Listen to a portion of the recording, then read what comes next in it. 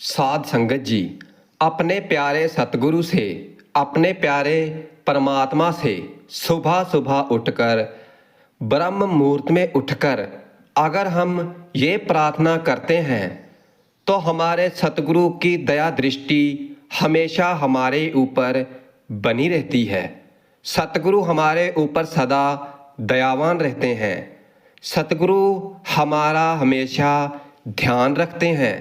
और हम तो कहते हैं कि जो हमारे भाई बहन हैं और जो हमारे बुजुर्ग हैं, माताएं हैं, जो नामधारी है, जिनको सतगुरु से नामदान की बख्शिश हो चुकी है, तो हम सभी को यही कहते हैं कि सुबह सुबह उठकर, ब्रह्म मुहूर्त में उठकर सबसे पहले यही प्रार्थना करनी चाहिए।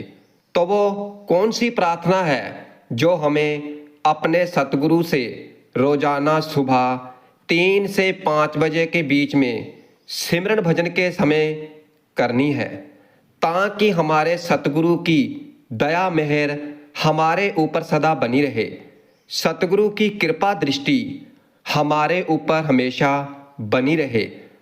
तो वो हम आपको आगे जाकर बताएंगे। इससे पहले इस तरफ चलते हैं कि हमारे सतगुरु का हमारे ऊपर हुक्म क्या है, सतगुरु का हमारे लिए संदेश क्या है। तो भाई, सतगुरु का तो एक ही हुक्म है, एक ही संदेश है कि सुबह, दोपहर, शाम और रात को सोने से पहले जब भी आपको समय मिले तो नाम का सिमरन भजन करना है। बस इतना सा सतगुरु का हुक्म है और इतना सा सतगुरु का संदेश है। और हमारे में से देख लो कितने सत्संगी भाई बहन हैं जो सतगुरु के वचनों पर खरे उतरते हैं, उनका हुक्म मानते हैं।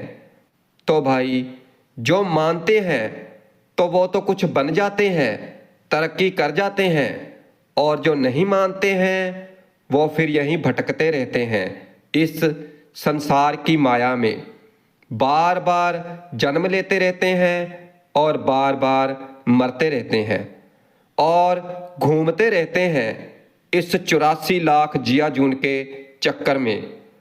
और जो मेहनत करते हैं, परमात्मा की भक्ति करते हैं, सतगुरु नाम की कमाई करते हैं, जो श्वासों श्वास नाम का सिमरन भजन करते हैं, तो वो इस जन्म मरण के चक्कर से हमेशा हमेशा के लिए मुक्त हो जाते हैं। उन्हें बार बार इस 84 में भटकना नहीं पड़ता है, वो इस माया से ऊपर उठ जाते हैं।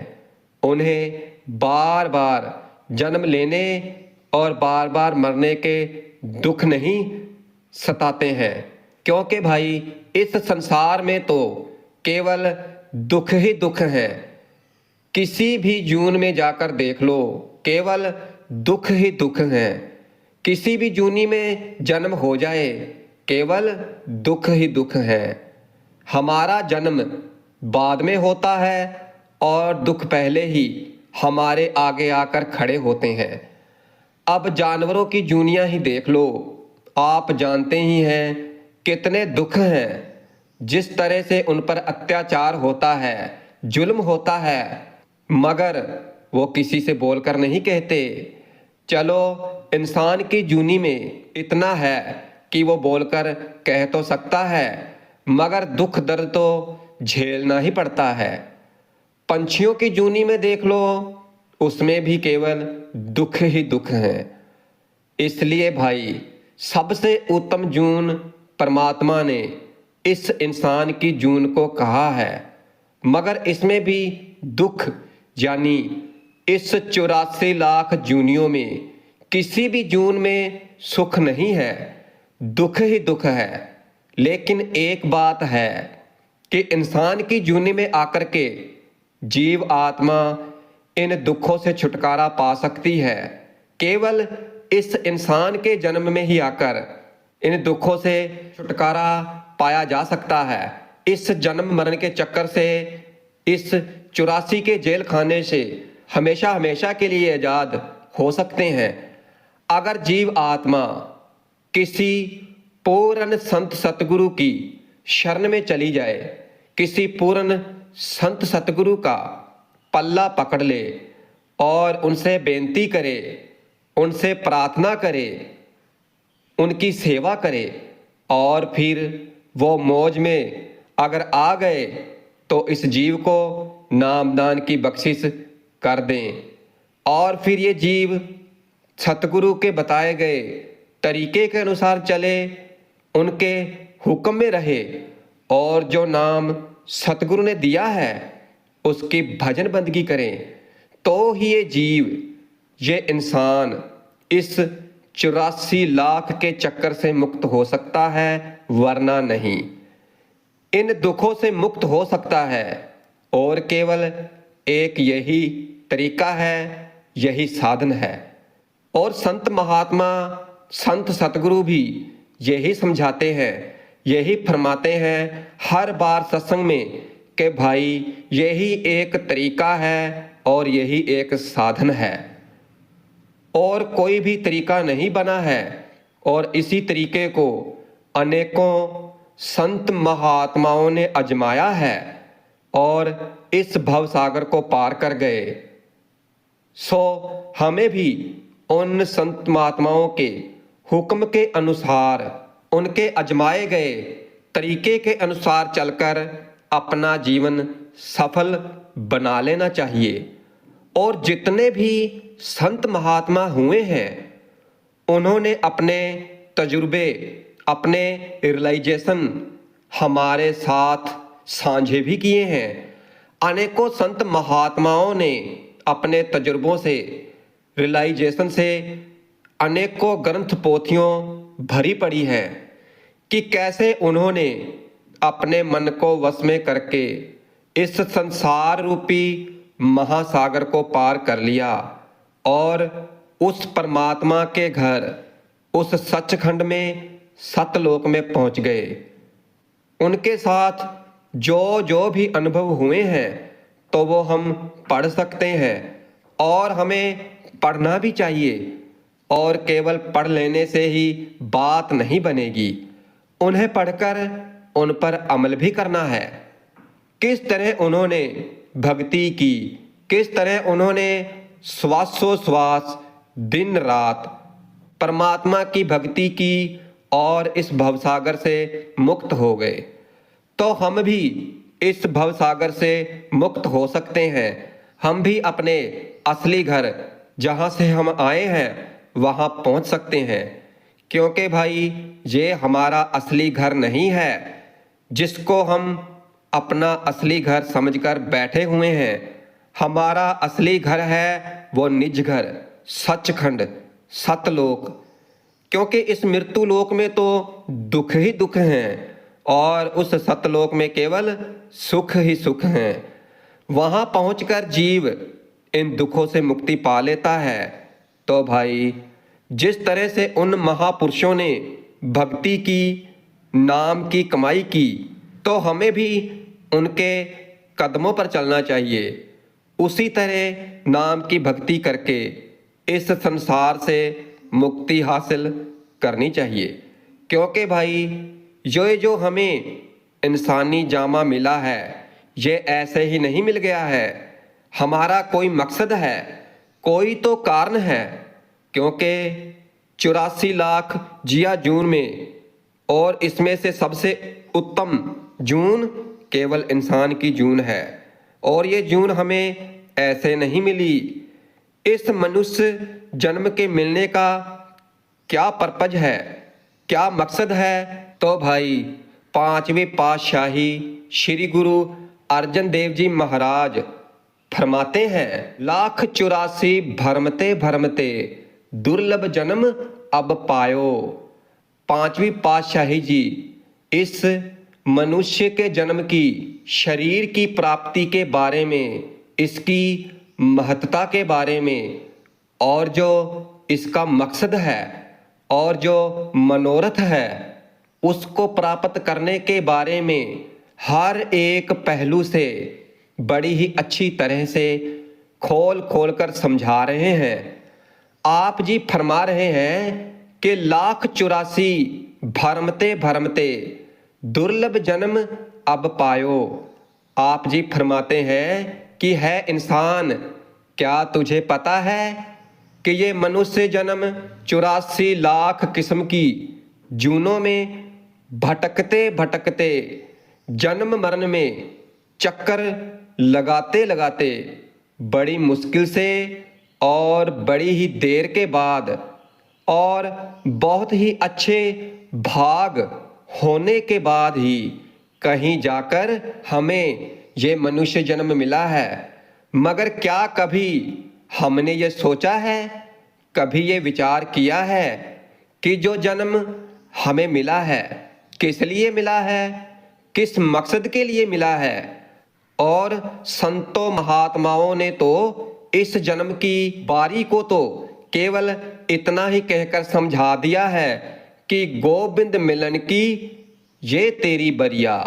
भाई, ये मनुष्य जन्म की बारी परमात्मा की भक्ति करके उस परमात्मा से मिलने का एक सुनहरी मौका है। इसलिए इस सुनहरी मौके का हमें फायदा उठा लेना चाहिए, क्योंकि संत महात्माओं ने तो इस मनुष्य जन्म की बहुत तारीफ की है और बड़ी ही बड़ाई की है और बड़ी ही महिमा की है। सूफी संतों ने इसको असरफलूम खलात कहा है और ऋषियों मुनियों ने इसको नर नारायणी दे कहकर याद किया है और गुरु साहब ने इसको हरमंदर कहा है। इस तरह और संतों महात्माओं ने इसको श्रोमणी कहकर याद किया है। आखिर इसमें ऐसी कौन सी विशेषता है, ऐसा कौन सा गुण है कि जिसकी बहुत महिमा की है, बहुत मान दिया है, बहुत वड्याई की है? तो भाई ये बिल्कुल सत्य है, ये सच्चाई है, क्योंकि जो इसमें गुण है वो किसी और दूसरी जूनियों में नहीं है। पहली बात यह है, मनुष्य जन्म के अंदर 5 तत्व पूरे हैं, ये एक कंप्लीट बॉडी है। दूसरी बात यह है कि ये कर्म जूनी है, बेशक ये भोग जूनी भी है, लेकिन खास करके ये कर्म जूनी है।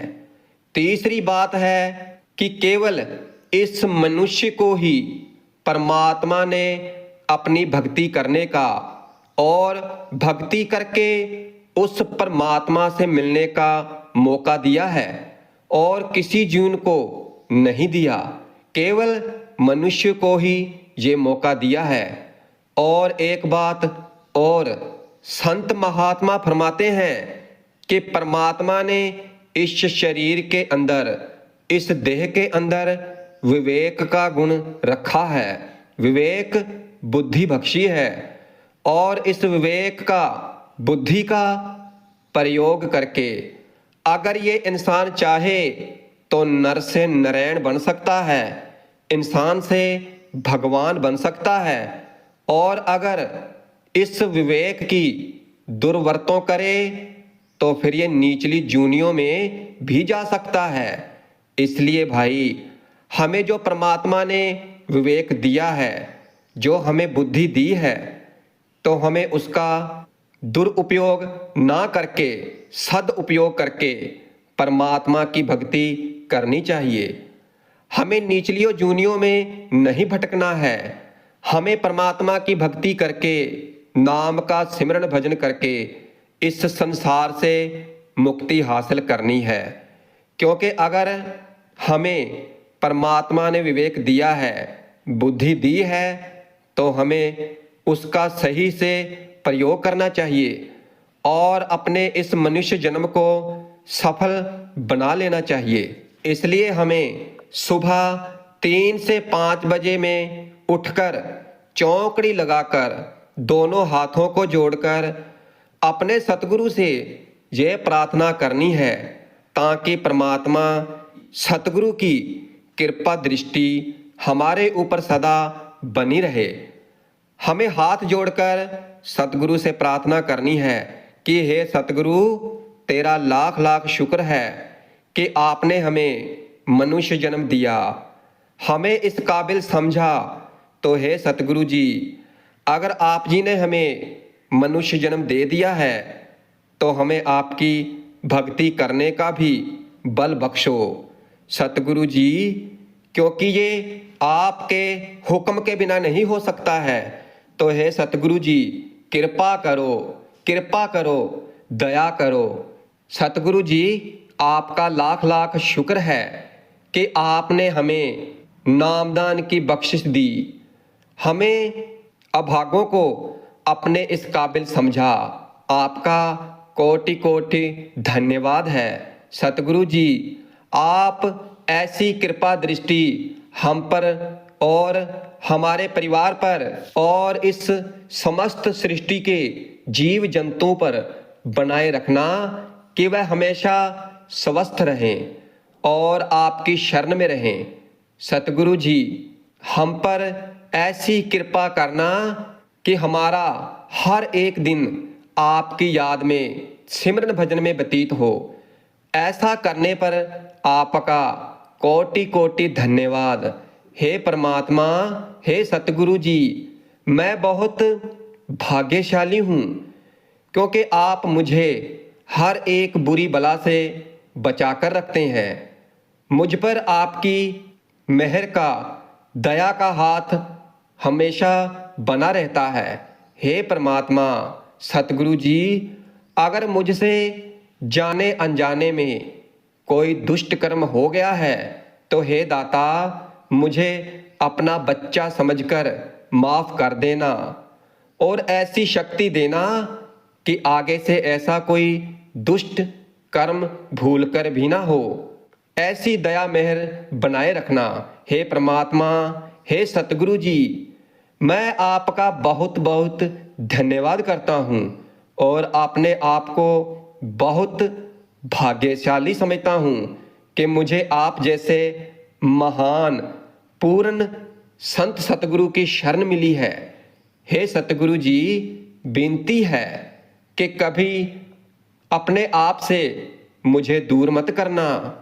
हे सतगुरु जी, आपकी दया मेहर से मेरी रात बहुत अच्छी व्यतीत हुई है, तो दया बनाए रखना कि मेरा पूरा दिन भी अच्छा व्यतीत हो, सतगुरु की याद में व्यतीत हो।